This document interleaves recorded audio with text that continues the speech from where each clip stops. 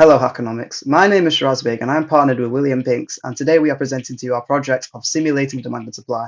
So the reason we thought of this project was because before year 12 we didn't get any exposure to economics in our school, so we decided to build a simulator that gives an introduction to economics amongst the younger years. So this video is going to be split into two parts. I'm going to explain the logic of the simulator and William Binks will explain to you the graphical interface of this simulator. So whenever in a market there's a buyer and a seller, right? They want to settle in on a price. So here, P1 represents the maximum price a buyer is willing to spend for a product, and P2 represents the minimum price a seller is willing to sell that product for. So we're going to meet in the middle. P1 plus P2 all over 2 is equal to the trade price.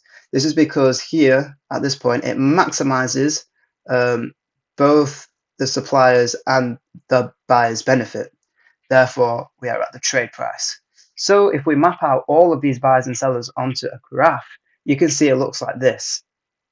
Now, in economics, there are lots and lots and lots of buyers and lots of sellers for a product, as you know. So imagine the bars getting really narrow, and it will form to you the well-known classical graph.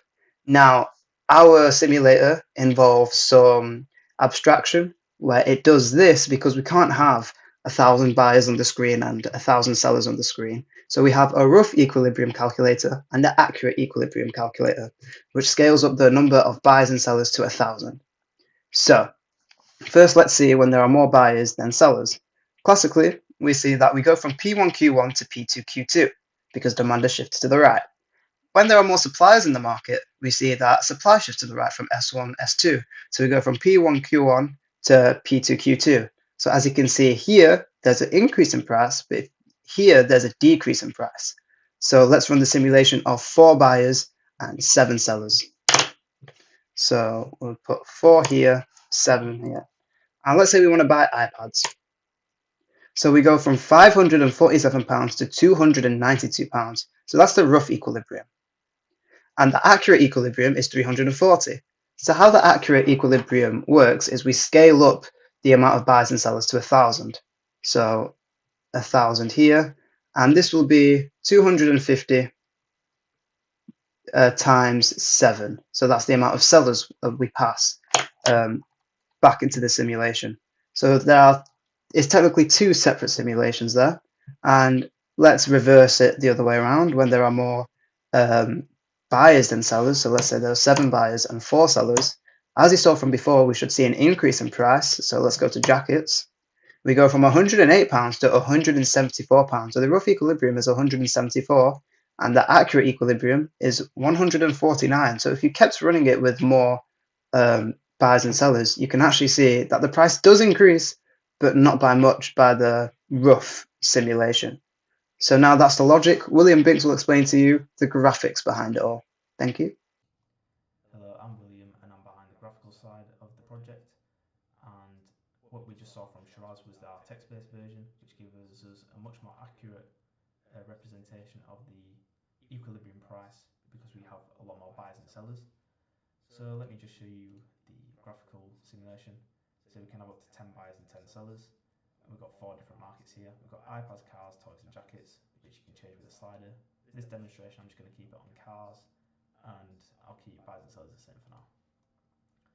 So here we've got menu button top left, we've got graph top right, and an explanation in the bottom right.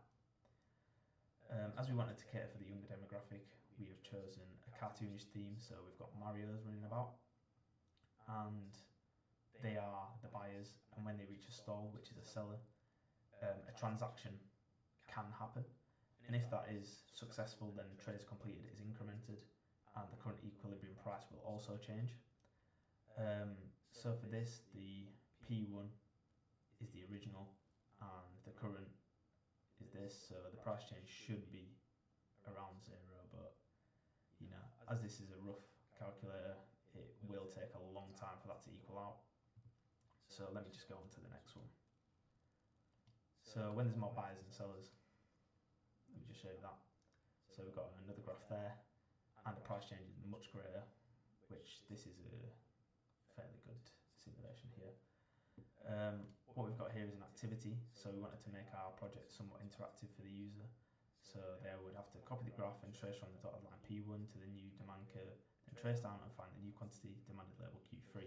So you find P1, go across, now you go down to Q3. This is then using our final explanation here. So when this loads up, this gives like an overall explanation to what is actually happening in this simulation. Now finally I'll just show you what happens when there's more sellers than buyers.